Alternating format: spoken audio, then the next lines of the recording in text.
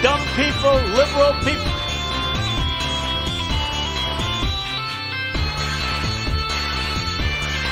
I don't wear a mask like him. Every time you see him, he's got a mask. He could be speaking 200 feet away from it. He shows up with the biggest mask I've ever seen.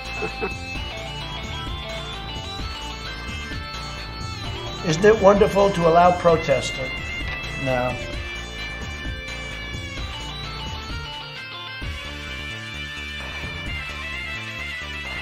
No good. Really bad for you.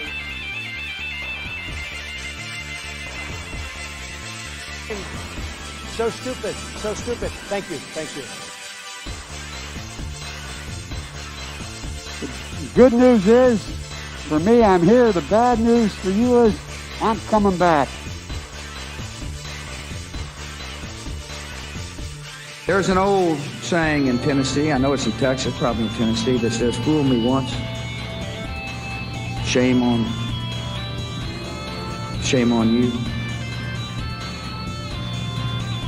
If fool me, we can't get fooled again.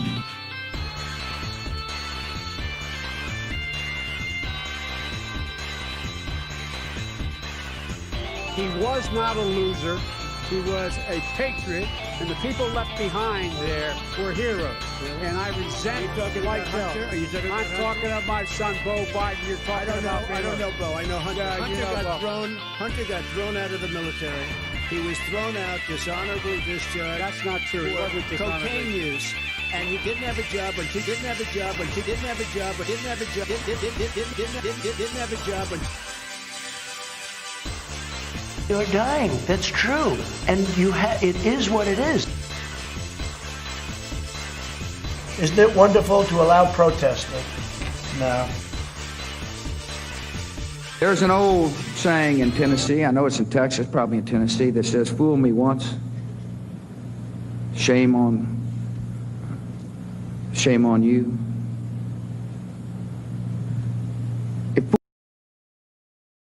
Hello, users. Welcome, y'all, to Above It All. And hopefully y'all enjoyed today's introductory experience.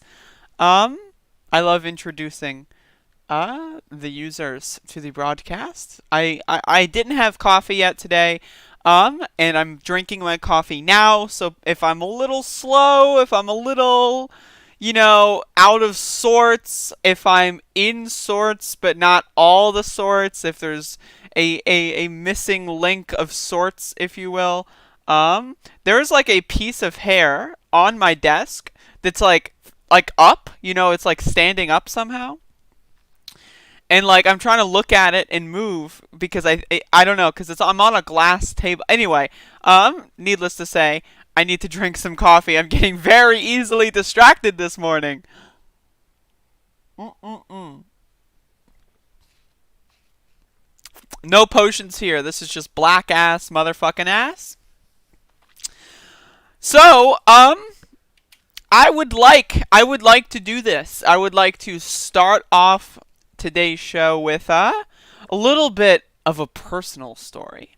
And before I do that, I'm going to pop some pills here. Come a long way. I'm going to drink some more coffee. What's funny is this pill here, spironolactone. There's two kinds of these that I've had. One of them tastes like acid. This one tastes like it has like a minty flavor to it. And I find that interesting. The yellow ones that I've had taste like acid. Like, if you don't swallow those within 0.15 seconds, right, your mouth, you won't be able to taste food for a couple days. And I'm not even joking. I remember one time I was trying to take my medication before bed, and I had like a dry mouth, you know, I didn't have that much water, and I didn't have any water or food around me, and I just wanted to go to sleep. But it's like, you know, I got to take the pill first. So I couldn't swallow it, and I ended up having it on my tongue for like 3 fucking seconds, and then it started to disintegrate, and then that's when it turned into like acid tasting. It's awful. It's terrible. And I couldn't swallow it. I tried so much, so I spit it out, went downstairs, got water, drank the water, put like the mushy like pill back in my mouth, and needless to say, when I woke up in the morning, my tongue was still very uncomfortable. I don't know how I got to sleep that night. But I'm gonna pop some more medication here. For those wondering, you can look at the title of this video and or broadcast. Today is my 3-year traniversary, as they say. And in this instance, they is defined as me. I am they. But that is what they say. And so I want to talk about that. I didn't do a little 2-year thing last year. I don't think I did. I don't know, man. Did I? Maybe I did. I don't know. Anyway, I don't know. It's cool. Like, you can kind of do these as like, you know, a little bit of a time capsule, a little timesheet. You know, 3 years is a pretty long time. I'm in it to win it, and I thought I would talk about my experiences. So, now this is, of course, going to be, you know, I'm not scripted. Maybe I should have scripted. I don't know. But yeah, a lot of people. And, you know, at this point, I feel like most people watching this might know that I'm trans. But there's still, like, I still get comments, like, fucking every single day of me mentioning something about trans-related issues and then someone saying, like, I had no idea. And I'm like, okay, sure. If you had no idea, that means I must be doing something right. I don't know. I'm not sure. Then you get these freak shows, right? And because I'm trans on the internet, you're going to get those freak shows that are just like extremely rude and obnoxious about it. And I find that stuff hilarious. It's been several years since I've been open about being trans. It's been about maybe 3.5 years since that point. And I've seen everything. I can assure you, I have seen everything. If you are someone that is watching this broadcast and or video when I post this, and you're someone who is very upset by the fact that I exist, and I exist peacefully and calmly and with maximum positive vibes, if that is upsetting to you, I just want to say there is nothing you can do, nothing whatsoever, to make me upset. You cannot write any, doesn't matter how strongly worded the email or comment is, I will never be upset. So, one thing I can say about being trans and having been on hormones for 3 years now is that I feel as a person a hell of a lot better than I did 3 years ago. And so, there's not much of this that I can directly say it's because of stuff like getting on hormones. There's a smudge on my glasses. Give me a sec. Right? Versus maybe being in a better living situation versus, I don't know, my outlook on life is a little bit better, but it's all intertwined, it's all interconnected. I've always been very depressed throughout my entire life, really since the age of like 12 or 13. Was when I just like kind of resigned myself to like, I'll just kill myself whenever I feel like it. Whenever I feel like that time has come, I'm going to do that. And I just stopped thinking about my future. I kind of just went into I was a complete, husk of a person, a shell of a person. You turn the lights on, no one's home, that kind of a situation. And I can say that me coming out as trans and going across this kind of like last 3 years has really pulled me out of that. And again, I don't know if it's the hormones versus being in a better living situation. Like a year and a half ago, I was still pretty depressed, So it really was in the last year that I've been able to really kind of feel like I'm a more positive influence. I've been working on my body a lot. I've been dieting. I've been exercising. I've been taking care of my health. When you live 10 years of your life when you're a teenager, right, being depressed and having access to junk food, I got extremely heavy. This is just like a blog. This is just a blog, 3-year blog. Give me a fucking break here. But I remember one thing for me when it came to realizing and going through with the hormone stuff was when I lost about 100 pounds. I really wanted to better myself 3 years ago. And when I lost 100 pounds, I realized that I don't feel any better. Like, I feel better physically speaking. I feel better, like, health-wise. But I don't feel better mentally speaking. I don't feel better in any of that stuff. And, losing 100 pounds was difficult. That took about maybe 6 months or so. I maybe a year. I don't remember. One of those things is I didn't really have an official start date. So I think I lost like 30 or 40 pounds. And then I was like, I'm just going to go for it. And then I lost the rest in like a 6-month time period. And that was like around the time where I started kind of understanding more about the trans stuff, started understanding myself as a person more.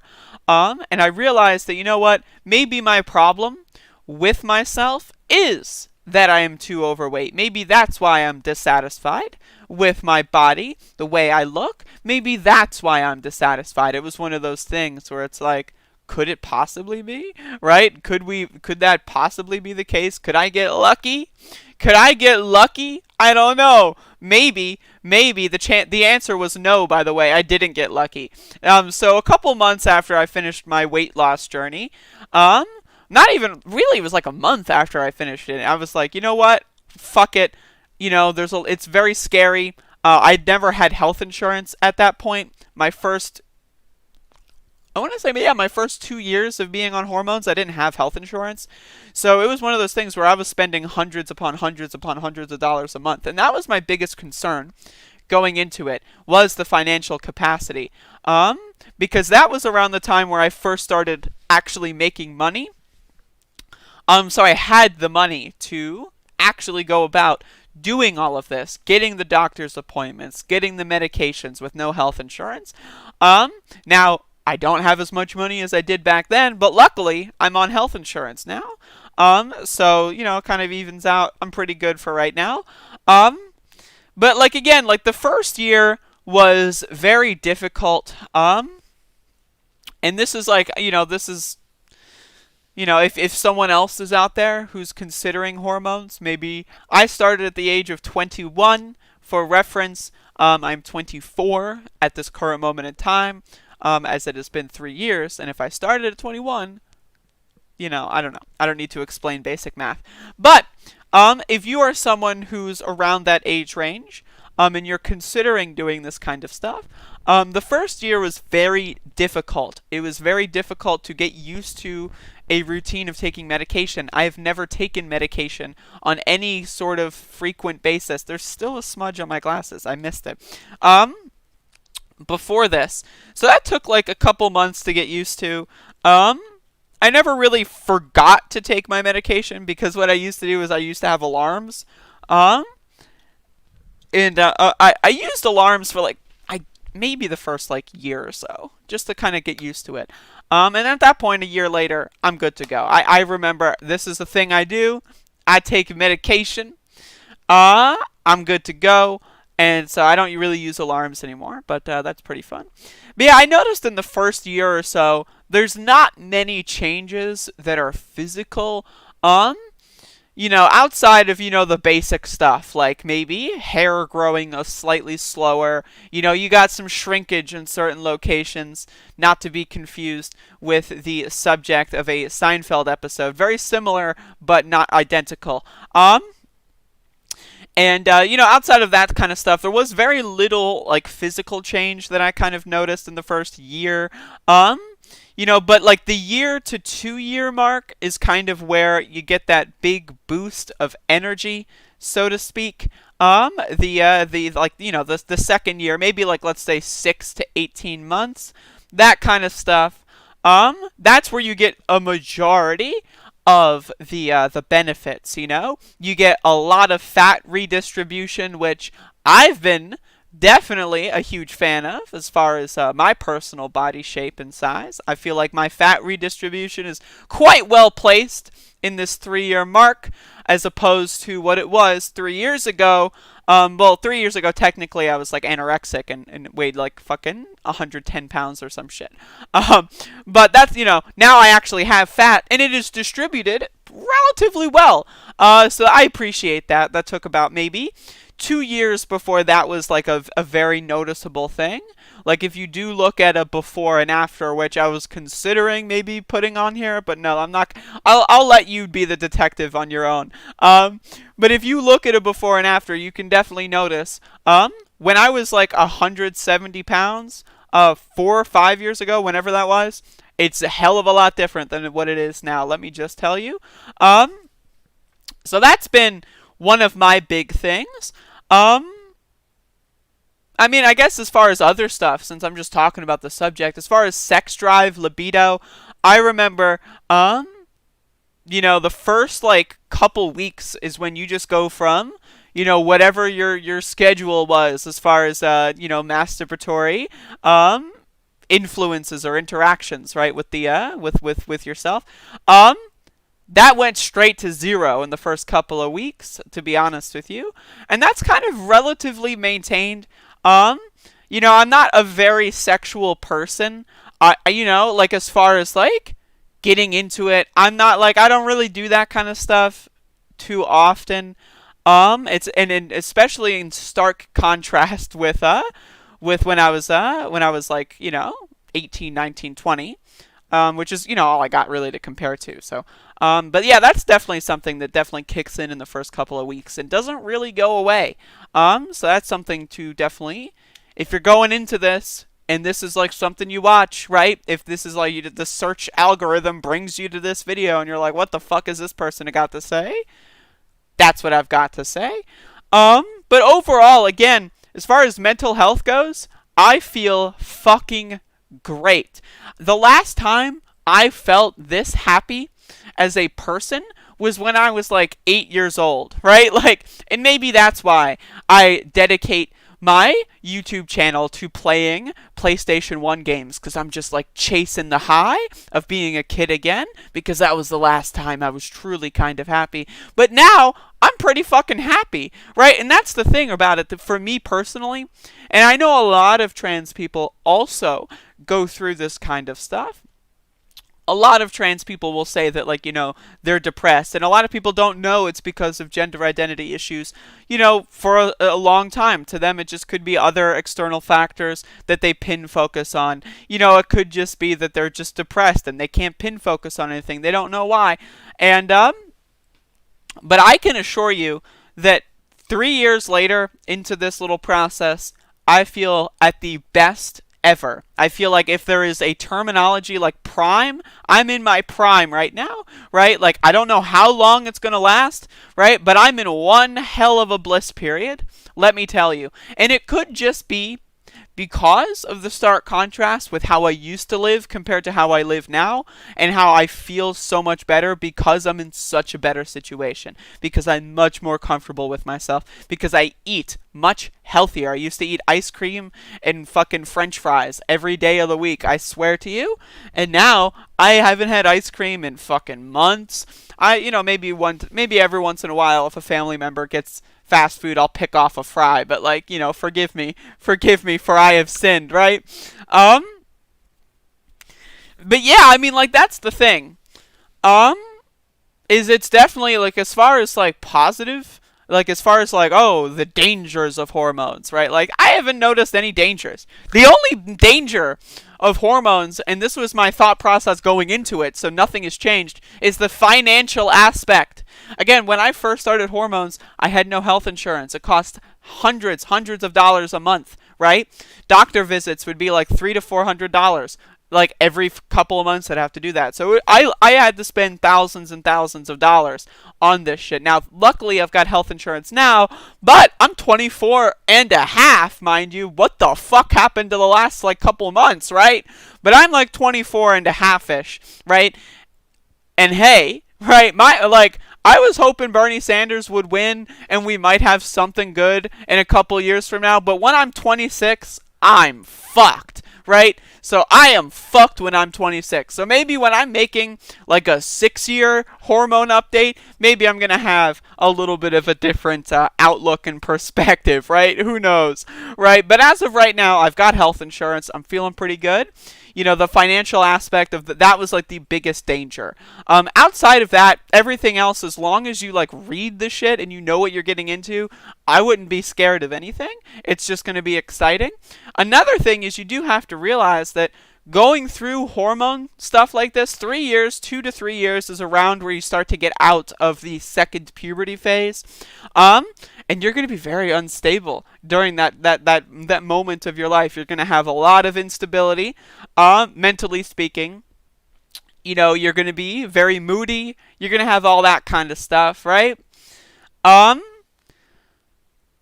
But really, I've been very, very, very mentally stable over the past, like, year and a half or so. And again, I'm not sure if it's due to just the living situation change. I'm not sure if it's due to the diet change. There's a lot of factors here. But from my research and, you know, studying and stuff, you know, the first year to 2 years is going to be very tough on your mental capacity, your ability to like function properly, you know, especially if you're in like a very high stress environment, if you've got a lot of family strife, if you've got bad work anxiety, that kind of stuff, it can be a very big deal. So that's definitely something to try to work to prevent from going wrong, I suppose. But again, as far as dangers are concerned, I mean, I'm feeling the best I've ever been. Obviously, I mean, like, just, you know, to be tongue-in-cheek, I would recommend estrogen to everybody. You know, cis people, trans people, you know, whatever. Everyone should be taking estrogen. Like, seriously, man. That shit's good as hell. It tastes good, too. Like, I'm not even gonna lie. That shit tastes good. It tastes so good. Like, shit. Like, if this bottle didn't kill me, right? If I would have taken the whole thing, I'd be eating that shit like candy. Now, obviously, I'm joking. I'm not joking about it tasting good, though. It does taste good. But yeah, I just wanted to do like a little bit of a 3-year update. I know there's a lot of people that are trans or cis that look up to me in this regard. So, and I don't really talk about trans stuff that much. That I don't know, like I could talk about it more. Like, I'm not averse to it. I just don't really talk about it that much, right? So, I don't know. Maybe I'll talk about it more. But I thought 3 years, that's a good kind of excuse to do this, like, little monologue. Yeah. So, if anyone has questions, you know, I'm always open to answering them in the comment section when I upload this.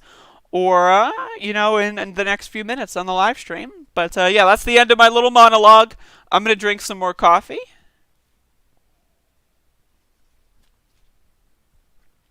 Also, for those wondering, my doses, I've been doing 50 milligrams of spironolactone every evening and morning. So that's 100 total daily. And 2 milligrams of estradiol, in the morning, and 4 in the evenings. So 6 milligrams daily. That has been my prescription, my recipe, and I've been very stable on that for, I think the first couple of weeks I was doing like half of that.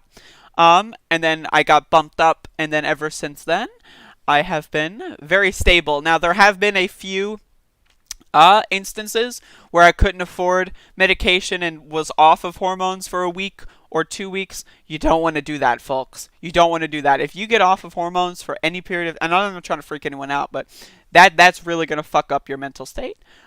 So definitely try your best not to let that happen. But also, again, if that does happen because of certain financial situations, you got to prepare for it.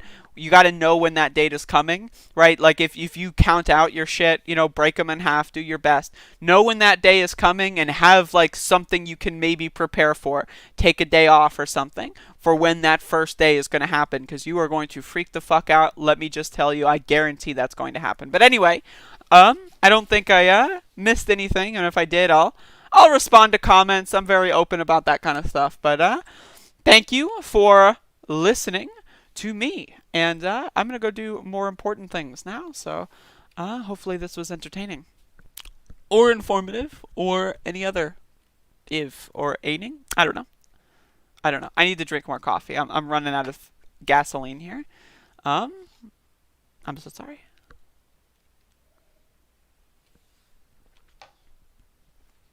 All right. So does anyone have questions in the live stream chat?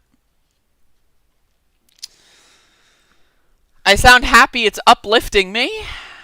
Oh, cool. Thank you for the super chat. Super chat? I don't know what a super chat is, but thank you for the super chat. Satanic Panic with Quaim Wakan. I'm so sorry if I can't pronounce your name correctly. I don't. Is that your name, or is that like the name of like a like a demon of Satan? I'm not sure. Not to imply that name is satanic, but I mean, you got people in the Bible that are like Paul, right? Like I don't know. Like, is that like a demon name? I don't know. Like, if someone were named Paul and they had like a channel based on loving the Bible, I would ask them the same question. Is Paul like your actual name, or is it a demon name? I don't know. I'm just throwing that out there. But either way, thank you for $3. I appreciate that. Liam, not today, sadly. Actually, airing after this, believe it or not, airing after this is in stark contrast with the content that you just witnessed. After this, remember yesterday I was being raided by some cringer who made like an hour-long video about me, and it was really embarrassing and pathetic, and they asked me to debate them, and I did, and it ended up being about 80 minutes long, and I'm going to air that at around whenever this stream is over. So look forward to that, I guess. It is, if I can prime you into that at all, it's embarrassing. It is utterly embarrassing. But again, my kind of thing with talking to these people is I want to learn from them. The reason why I talk to fascists and people that want to murder me is because I want to know why they want to murder me. I find that to be very interesting. If I can maybe figure that out, if I can figure out a way, to understand what brings someone to want trans people to die, maybe, at some point in the future, I can intervene in that procedure with another person so that they don't go down that road of wanting trans people to die. So yeah, I talk to people that want to kill me all the time. It's cool. And yes, this debate that you might watch, if you so choose, yes, it's going to make you want to pull your hair out, but go into it with like a scientific approach. Like I was saying, like imagine you're studying like a rare species of flea, right? And you want to learn what separates that species from other kinds of, fleas or whatever. Think about it like that. You want to figure out, you want to learn, use it as a learning tool. Yes, it's embarrassing. Yes, it's cringy. Yes, it's fucking, like, just the guy's a fucking piece of garbage, right? We already know that. That's understood. Let's actually try to learn something. That's kind of been my approach lately. If I go off of hormones, things go back? Not really. It it kind of puts me in that weird purgatory zone. Like it's pretty funny. But I've only been off of hormones for a week at a time, and the only thing I've noticed is that I get very, very, very, very, very, very moody. And that just could be because my conscious body knows that I'm off of estrogen. So it might not necessarily be because of the medication, but could be because of my underlying anxiety. That's also possible. Turple says, I am a straight up cis Muslim and I support the fuck out of you. You are a killer being yo. Thank you. I am a killer. I try to kill as much as possible. Ultralight J, did transitioning feel like you had finally had things figured out, or did it take a lot of time to finally be comfortable? I figure finally fixing your identity issues is a huge... Well, it's a process. Like I was saying, over the last year, I felt a lot better than I did in the first 2 years of being on hormone therapy. So, like, you know, it takes a while to get to that point. But once you reach that point, once you kind of connect the dots, once you start feeling comfortable, right? I mean, it's worth it, buddy. It's worth it. Daryl Blake, so are you okay with your body? I mean, I'm fine. I feel great. As far as changes that I want, I think the only changes that I want are stuff that I would achieve through exercising. Like, you know, maybe slightly more toned muscles, you know, that kind of stuff. That's the only stuff I'm chasing at this point. But yeah. And yes, Nezu, it has been 3 years. I know, isn't that incredible? Isn't that incredible? 18 months to get that passport. I'll try my best. 18 months and the USA won't even exist anymore, let's be honest.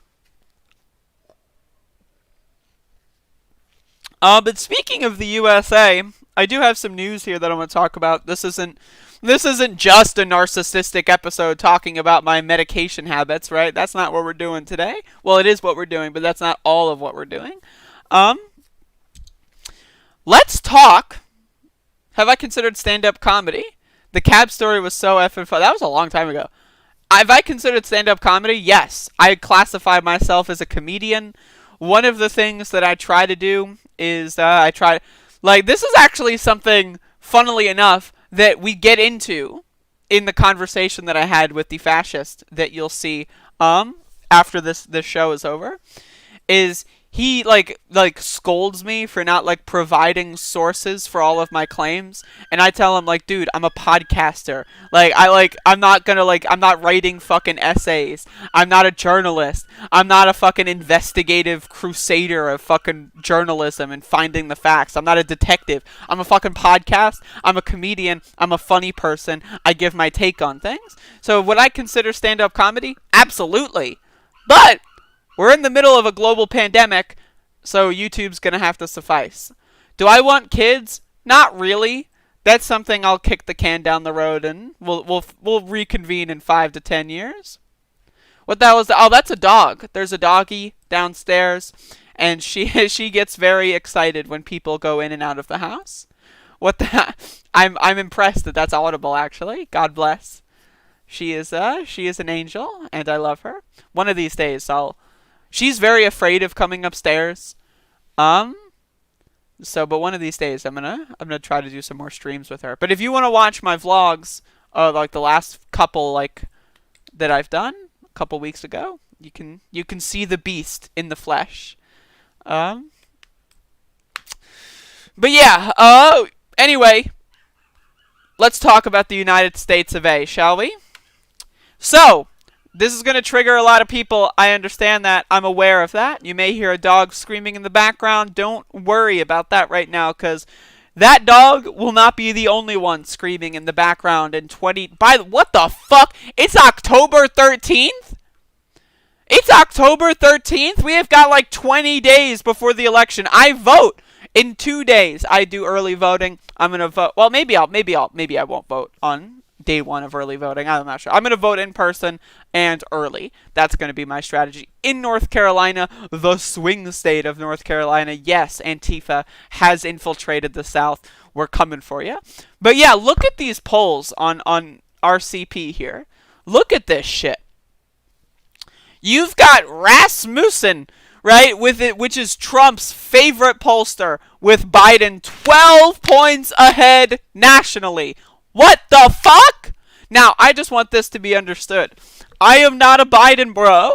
I don't like Biden, right? I think Biden's a piece of garbage. But I dislike Trump way more than I dislike Joe Biden. Donald Trump has made the United States a living hell for transgender people, for gay people, for all kinds of people. A living hell. Now, would Biden make it a paradise?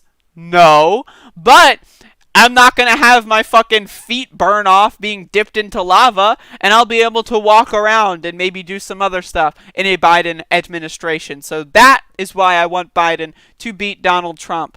Anyone who thinks that I'm like a hardcore Biden supporter, if you're in the comments now saying, Biden, and fracking and kids and he's 47 years ago. Like, I don't care about what you have to say. I'm sorry, and it's honestly embarrassing that you think anyone would care about what you have to say. But this is a blowout. We're looking at a blowout right here. We're looking at a fucking blowout, dude. 10 points in the spread. He is reaching 51 points. He's 55 in this ABC poll. And that's more important than getting, like, if Trump was 48 and Biden was consistently 52, that would be a better scenario than a situation where like last time around 4 years ago, right, where Hillary Clinton, yeah, sure, she was like 3 to 4 points ahead, but she didn't break 45%.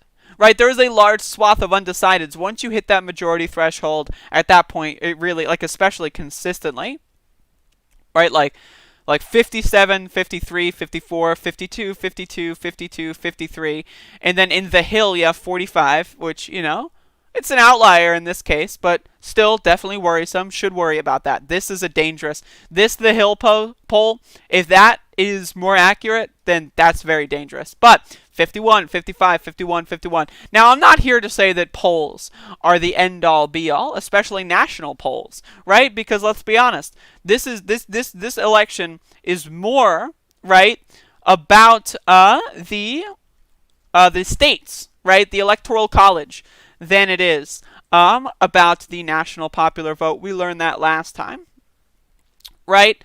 So when we have states like Wisconsin, let's look at Wisconsin polling.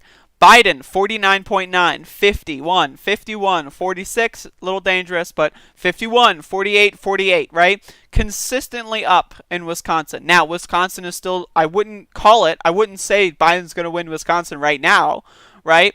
Actually, they've got the rest up here. Let's look at Florida. Florida, Biden up 3.7. Now, Florida's not necessarily like a make it or break it. Biden can lose Florida and still win this shit easily. Still potentially win with an electoral landslide. Florida's not the end-all, be-all. But Biden being up very slightly in Florida is promising, right? We look at Michigan. Biden is consistently going up above 50 points in Michigan. And also consistently polling, you know, the worst poll here is from a month ago, and that's Trafalgar, which is like is that even a real poll? Not really, right? And that has Trump barely eking out a win. Trafalgar is not a real poll. And I don't know how to pronounce that. I know it's a thing, and I know I'm pronouncing it incorrectly, but I don't care. Let's look at Pennsylvania. Now, Pennsylvania is a state, I think Pennsylvania might be the swingest of swing states. Pennsylvania and North Carolina maybe. I live in North Carolina, right? It's definitely one of the swingiest of swing states. I would say these two. But again, you see Biden consistently in the lead. Now, again, the only problem here is, like, you see this poll from Trafalgar. Again, they're basically not even real, and they still have Biden in the lead. Now, if you want to know what Trafalgar does, they do like this kind of like this thing in their polling where they kind of like don't poll anyone, right? But then do like kind of like, well, we think that there's like a silent majority bias, so they'll like add a few points to Donald Trump. That's something that they've been known to do. But again, you see in Pennsylvania, Biden is consistently up. Now let's look at North Carolina. North Carolina is more of a swing state. Again, might be the swingest of swing states when you consider the lack of Biden reaching and maintaining a above 50 threshold, right? And again, I've not been polled, so my opinion isn't being classified here. But Biden is very, very, very close to 50. And in some of these polls, he's at 50. And again, 50 to 49, still a win. That's all that matters. If I were to predict, I predict Biden will win North Carolina after mail-in voting, after all of that stuff has been counted. That's my prediction. North Carolina's been trending blue for a while now. We have a Democratic governor.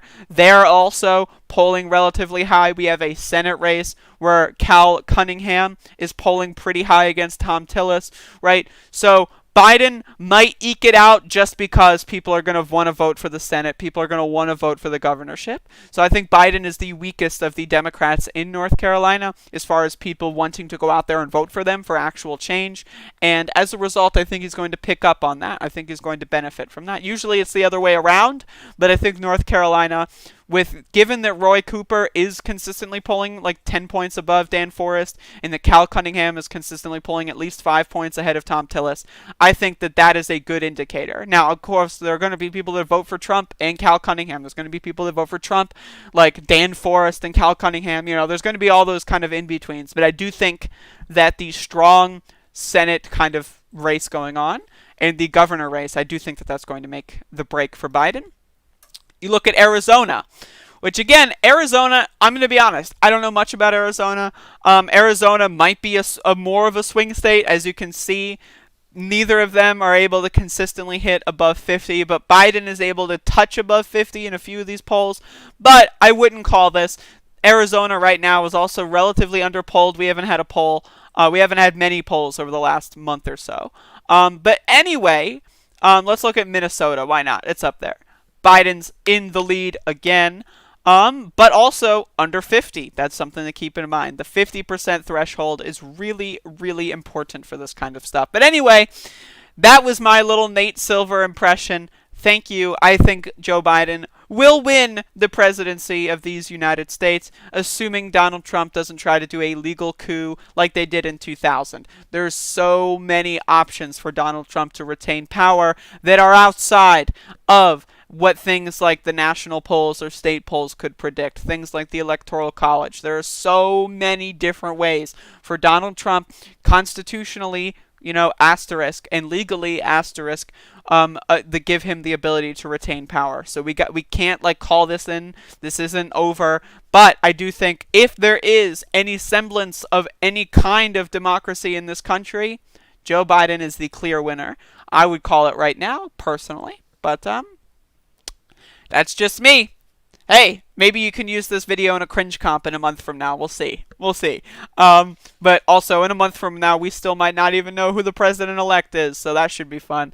I've been saying this, November, December, and January are going to be the most fucking uncertain, scary months of any of our lives. I don't give a shit if you've been to war. Maybe if you've been to war, maybe there's an exception, right? But we've got coronavirus entering winter. Holy shit, right? That's going to be a fucking nightmare. You've got Donald Trump going out there not believing in masks, right? The next few months are going to be crazy, and there's no sign of any improvement, right? The idea, here's my thing. If you can make it, if you can survive until February, right, you are a lucky person. And I'm just throwing that out there. So I think the next couple of months are going to be nuts. If Trump loses, he's definitely going to manipulate the lame duck and do as much damage as possible, I think. Trump has no loyalty to America in any capacity. He has no loyalty at all to the United States. As an America First candidate, he has put America last in almost everything that he's ever done. And I think that's important to understand. I think that that's extremely valuable information for us to possess at this current moment in time. But yeah, hopefully y'all are enjoying today's program. Again, I'm going to start doing this more, and I'm just bear with me, right? Bear with me, because I like money, and I want you to give me money. I would like that to occur. So give me money on Patreon. That's just throwing that out there. 30 patrons, 146 a month. That's good, right? That's pretty good. But is that enough? I don't know. You can give me $1 if y'all would do that so kindly. Also, another thing is I get a larger cut compared to Super Chats. I get a larger cut percentage-wise. So if you give me $5 on a Super Chat versus Patreon, I'm going to make more money on Patreon. And it also helps me kind of plan out my monthly-to-month spending. Knowing how much money I'm going to be making on a somewhat consistent basis is very useful for me to continue doing stuff. It kind of definitely alleviates my anxiety, right? And all that kind of stuff. So if you like this show, if you enjoy this show, I'm going to request that you give me money on Patreon. And of course, you can say no. You cannot do that. You can decide, you know what, fuck this bitch. I'm going to fucking mooch off of this content. I'm going to love this content, and I'm going to get it for free Gosh darn it. If that's your mentality, that's fine. Because I feel it. I feel it. Also, if you do want to give me money, I'm gonna type my PayPal.me. Hit me up on PayPal. I also get, I think, a higher percentage, assuming you do a friends and family transfer. Which I'm not sure. I think you can do. I don't know. But either way, give me money so that I can keep this going on. You know, a lot of people say my microphone could be upgraded. Hey, if I got a nice sudden influx of money, if I could start making $200 a month on Patreon or $250 a month, right? Let's imagine that. I could get better equipment. Maybe I could get a better webcam. Maybe I could get like a better set. Look, maybe I could get sheets for my bed. My bed doesn't even have sheets. Please give me money.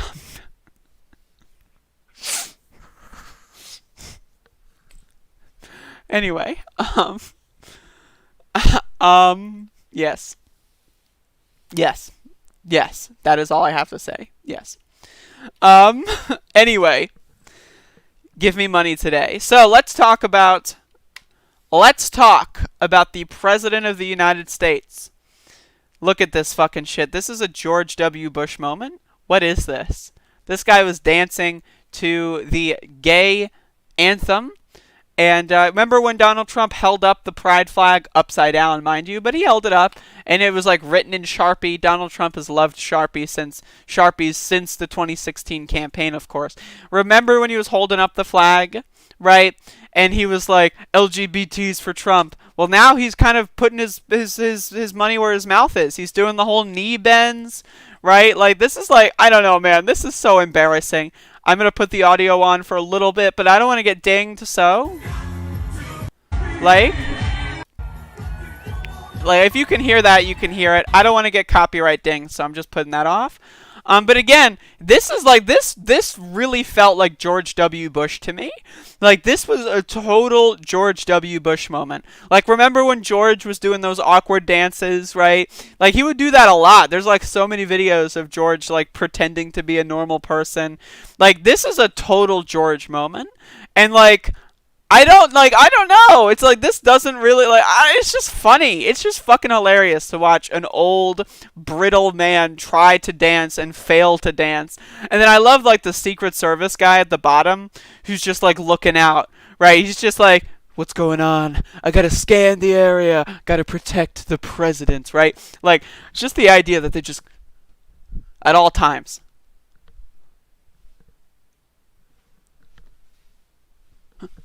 Like, you can't enjoy the rally? You have to do this? This is like me when I see a fly in my room. When I see a fly in my room, I act like a Secret Service agent. Like, I don't know, but I thought that this was funny, and I just wanted to share that with you because I think it's fucking funny. So, throwing that out there. It's in the zeitgeist, it's in the ether. People can do with it what they choose at this point now.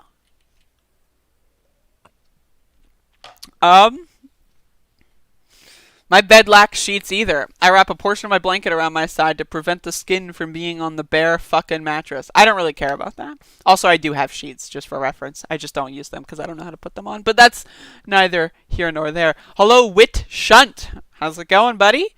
Hello, the Goose Man. I need that Tim Pool money. Abso-fucking-lutely. Abso-fucking-lutely, I need that Tim Pool money. That shit is necessary. That is absolutely fucking necessary. I swear to you, that shit is required. So what I'm going to do is I'm going to check my email, and if I didn't get more patronizers, I'm going to shut the stream off and delete my account. So yeah, 5 minutes. I'm just kidding. But anyway, what else am I going to talk about? Oh, I know. I'll talk about voting. Vote, everybody. Vote. I know the people that we've been voting for have been fucking us up for a long time. But everybody, vote. This is a picture from Georgia of the voting lines. According to this tweet, dozens of people have been saying it took nearly 4 hours. I've read reports that it's taken 6 hours. If you look back at the primaries, there were voting lines in Georgia that took like 10 hours or so. Oh my God. Holy shit. My body is failing me. One thing that I want to be very clear about, because my position here is I'm taking a little bit of a third way here. I am an anarchist. I am against Democrats and I am against Republicans. That being said, I still see the efficacy of voting, right? For me personally, right, voting has always been relatively easy. Outside of the 2016 general election, I waited in line for 2 hours in Maryland to vote for not Hillary Clinton. I voted for Jill Stein. See, those are my credentials. I'm bringing my credentials. I don't like Democrats. Though, I live in North Carolina now, and I, given that North Carolina is a swing state, will vote for Joe Biden. Because I view voting as a tool in a toolbox. You just go do it, and then you spend the rest of your days doing other things to agitate against them. Get Biden in there, stop Trump, and then from that point onward, we will oppose him from day one, right? Now, here's another thing. I know there's a lot of people out there that want to vote for Donald Trump, or like that don't like either of them but think Trump is the lesser evil because they're an accelerationist, or they have some long-term fantasy, right, of like Trump will win, or like, now here's the accelerationist position, right? And I got this from being on the Good Morning Comrade podcast. Robert was talking about this on there, so shout outs to them. The real accelerationist position would be to vote for Biden and then force Trump to try to cheat. And then if he cheats and then cheats successfully and retains power, right? That's accelerationism. That's democracy, not maybe disappearing and then leading to another form of government or whatever, another form of class. That is like, if Donald Trump manages to cheat this election, if Joe Biden gets like 5 to 10 million votes more and like more electoral votes, but they're able to weasel it about, if they're able to do that, dude, that's accelerationism. That's going to cause a lot of problems in this country.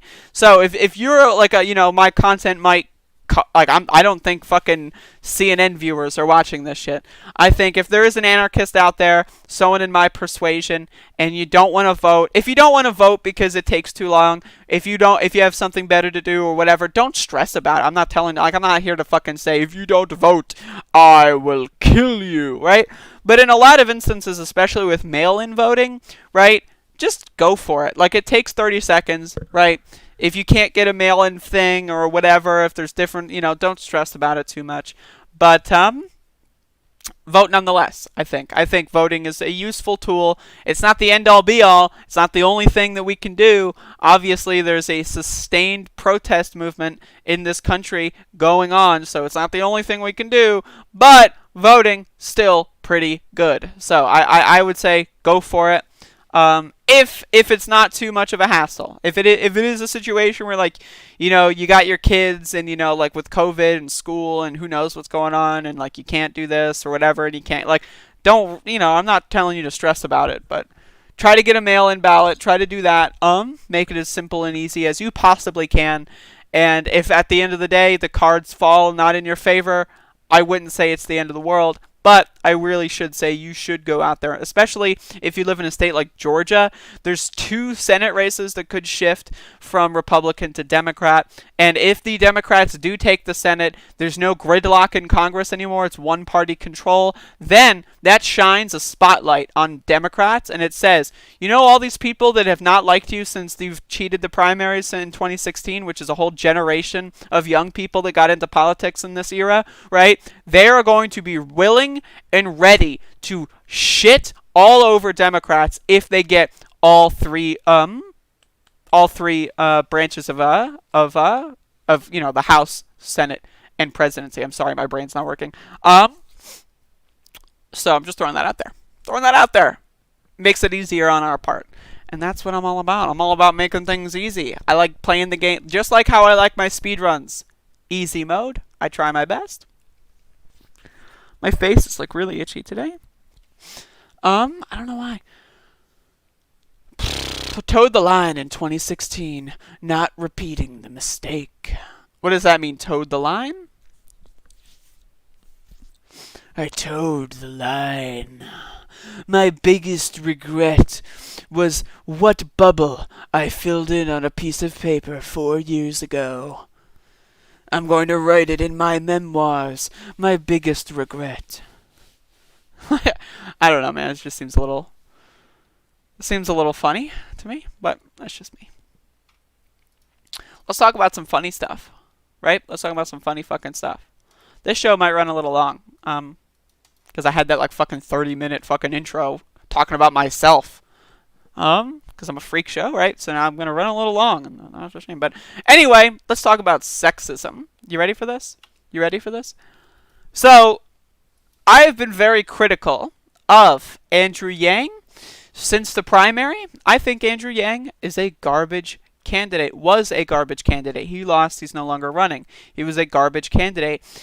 He has done, I think, a lot of good for the idea of UBI, but he's also done a lot of bad for the idea of a UBI, because you have a whole generation of people that think, well, not, I don't know about a whole generation, but you have this relatively larger than it should be contingent of people that think that Yang's UBI platform and Yang's UBI, like, you know, like agenda and policy was progressive, left-wing, and they're copying it and saying that this is the gold plan, the platinum plan for UBI, which is not the case. Andrew Yang's UBI was always snake oil. Always, okay? Because what he advocated for was defunding welfare programs like housing assistance, right? And, you know, food stamps, and putting that money into UBI, right? So, if he also said in his policy platform, right, that if you are on certain things, like certain forms of disability or social security, you can either choose that or UBI. So if someone's making $500 on other welfare programs a month and they want the $1,000, in reality, they're only getting $500. And my problem with Andrew Yang was he had no chance of winning. There was no chance of winning for him. And so the idea that he would run as a single issue candidate and not run on the most like effective, the best looking version of that single issue leads to me to believe that the guy is not on our side. He's also, immediately after the primary was over, he endorsed Joe Biden and went on CNN as a commentator. The guy's a sellout. The guy's not interested in actually trying to help people. He just wants to use something to his advantage. He's a grifter. Now, with that being said, you know who's more of a grifter? This fucking bitch. Christine Pelosi. This is such an awful tweet. This is really an awful fucking tweet. Jesus Christ. So the context here, if we read the quoted tweet first, Nancy needs to say yes to a relief bill, says Andrew Yang, so that Americans can get help before the holidays. And then Christine Pelosi has to white knight for her mommy, who's Speaker of the House. It's not like this is like someone who works at a grocery store and someone mansplained her, you know, something about like oranges and how much they weigh at the fucking checkout or whatever, right? This person's Speaker of the House. They're millionaires. Yet Christine Pelosi is taking to Twitter to get in arms over Andrew Yang's statement. How dare Andrew say something so sexist, right? Hashtag everyday sexism is a man using her first name to refer to the Speaker of the House who's been passing stimulus bills for months. Note he doesn't ask Donald or Mitch to make a deal or explain why we should sacrifice OSHA protections for essential workers, most of whom are women. Now, again, I'm thinking if Andrew Yang has not talked about Donald Trump and stimulus packages in the last 3 months, I would be shocked, right? The guy's a cipher. The guy, like, you know, does this, and then, oh, right, people don't like Trump. Trump is bad. That's Andrew Yang's politics. He is a cipher. He looks at the room and reads the room and says what he thinks is the most popular going forward. He's trying to build himself credibility, and that's why I tell people to be very wary of him.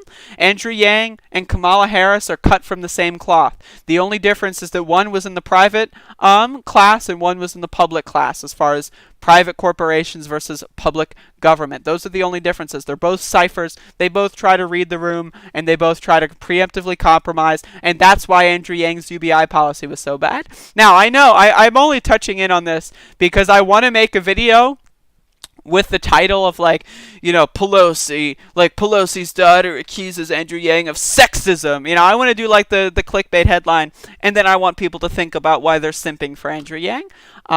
And that's my goal here. That's my agenda. I'm pushing anti-Yang propaganda, and I'm fully open about that because I think if someone is on food stamps and they want a $1,000 dividend that middle-class people get that just gives them an extra $1,000, I think everyone should have an extra $1,000, not just the rich, not just the middle class. If someone is poor, and they only, you know, they choose, you know, oh, I gotta choose between this and that, and then they only come out with maybe $600 extra. All that does is cement the class structure that we currently have. UBI is great, and this is my problem, is again, I like UBI. I'm a huge fan of giving people cash payments. That's my fucking thing. I love that shit. But it needs to be unconditional. Look at Rashida Tlaib's bill from, I think, like February or something, where she proposed people get refillable debit or credit card things, right? And the government just drops $2,000 a month on those, and they can use it for whatever. That is a real UBI. The same thing that Bernie Sanders was supporting throughout this pandemic. That is a real UBI. Unlike Andrew Yang's dumb garbage, game show, reality TV shit. So, just throwing that out there, giving my hot take. Thank you. Maybe you disagree. Maybe you disagree. Who knows? Maybe you fucking disagree. We all fucking disagree every now and then. That's cool. That's fine. We all fucking disagree. Turple says, fuck Yang. He wants to set it up so there's work, but you don't get to choose what. It should be put on top of UBI if he was honest about it. That's my thing. It's like, again, if you're going to run as a single issue candidate, that's what Bernie Sanders did in 2016. He ran as a single issue candidate on Medicare for all. And he didn't compromise. He didn't say Medicare for all for, you know, people that, you know, don't have food stamps, or Medicare for all for people like... No, he was a single issue candidate, and he was talking about Medicare for all, right? That was Bernie 2016 campaign. And that was one of the reasons why he lost, because he wasn't running to win. He was running a message campaign, right? So if you're running a message campaign and you're already compromising, right, from the get-go, but there's something nefarious about that. And I'm just pointing that out.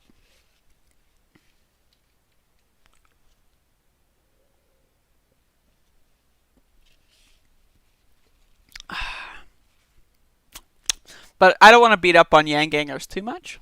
Like, in the end of the day, we are allies. But, still. Gotta get off of that train. Anyway, I'm going to talk about one more thing here. And then this show will be wrapped up. Thank you for watching today. Had a lot of fun with today's show. Again, I would like to remind everyone that after today's show, I'm going to air a quote-unquote debate or a discussion with someone who is a very hardcore religious kind of zealot who wants to basically commit a genocide of all 9 white. I don't know. It gets really weird. They don't really admit to much. But they do one of those things where at the end of when I say let's wrap up soon, they sneak in some tranny things. So it's They go in there at the very end, but they try to have their mask on most of the time. But the policies that they advocate for, let me just say, they're not good. But again, I want you to go into this like you're studying. I want you to go into this as if it's a science experiment. I want you to go into this as if you're trying to learn how these people's brains work. Yes, it's cringy. Yes, it's annoying. Yes, it's funny. But at the same time, these people really think that. There are people out there that want to murder me. They've never met me before. They've never had a conversation before. But their default position is to have me die, right? That's weird. That's strange. And I want to get to the bottom of that. So that's kind of my thing. But speaking of people that want random Americans to die, let's talk about Larry Kudlow. He was talking on CNN with Jake Tapper. This was a couple days ago. And it was actually really funny. Larry Kudlow, by the way, who is addicted to alcohol and always shows up at press conferences having had a little bit too many. As we can see in the bottom right corner, this may be visible. This is about 9 a.m., so he's probably had a couple beers by now. Let's see what Larry Kudlow has to say to Jake Tapper. And businesses are reopening. We are learning to deal with the virus in a targeted, safe, prevented way. So it's not dependent. All I'm saying is some targeted assistance would go a long way right now. We're not learning to live with the virus, Larry. We just had 4 days in a row of more than 50,000 infections. The death rate is the highest in the world. But let's focus on the economic aspect, because that's your area of expertise. I guess I just want to say, just Jake, just 1 second. I want to clarify. Living with the virus. I just want to say, you misunderstood me, Mr. Tapper. No, like, seriously, this guy is fucking nuts. But this is like one of those, like, he's an economic advisor for Donald Trump. This is like, he just goes on TV every couple weeks, says a bunch of stupid fucking bullshit, and then just like, he just goes damage control, right? Someone's got to do these TV appearances, right? Every once in a while, someone calls up Larry. Hey, Larry, I know it's 6 a.m. and you're probably drunk as fuck, but do you mind going on CNN in a couple hours? And Larry's like, yeah, okay, Mr.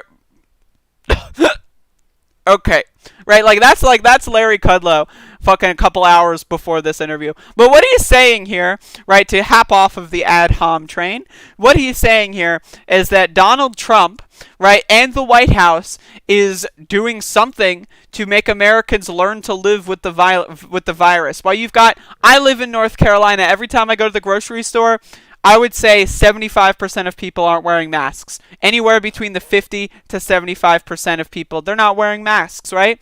So we're learning to live with the virus? No, we're just randomly getting the virus, dying, and no one's learning a lesson. 250,000 of Americans are dead, motherfucker. But yeah, we're learning to live. All of a sudden, as soon as Donald Trump gets the virus, oh yeah, it's super real, it's super bad, and we're learning to live with it.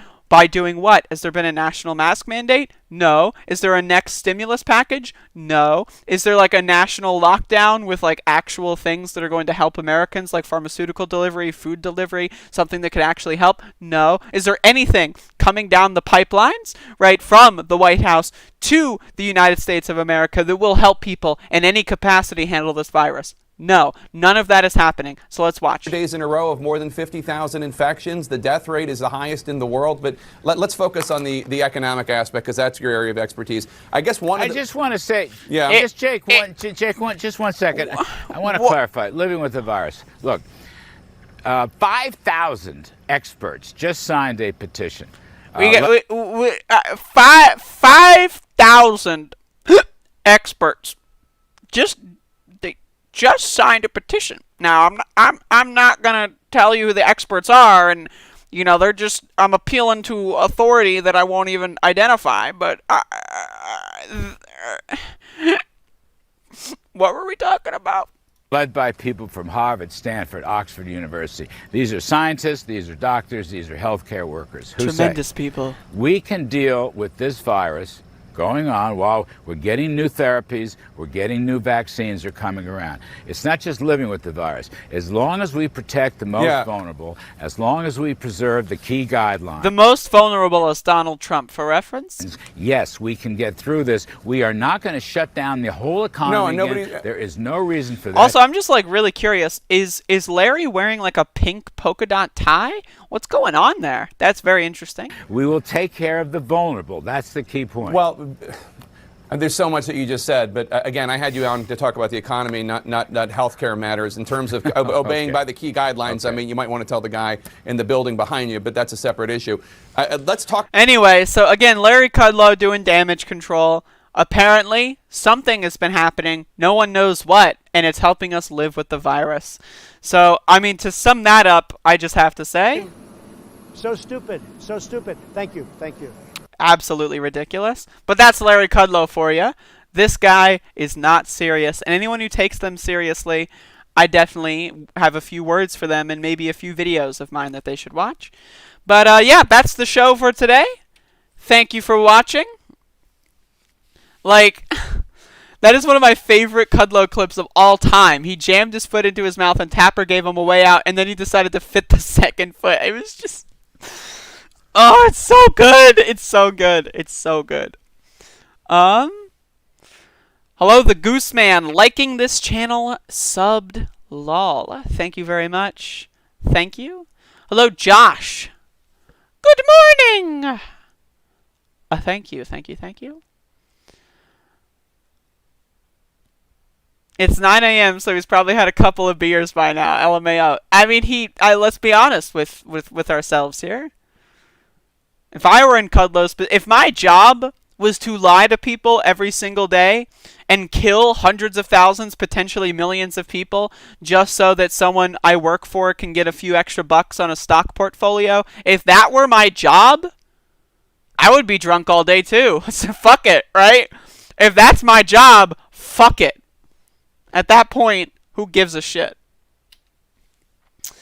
Jeez, though. Jeez. Jeez Louise. Let me just say. Anyway, so, again, thank you for watching, this episode. There's going to be a debate/discussion airing shortly after this. It's 11:10 right now. Let's just say I'm going to click it, I'm just going to click the publish button. So in the next, 10 minutes after this. I don't know. But either way, thank you for watching. I'll see you again soon.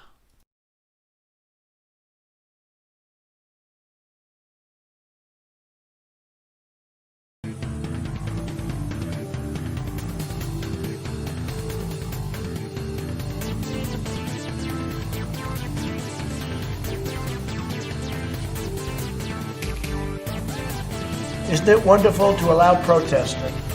No. You're dying. That's true.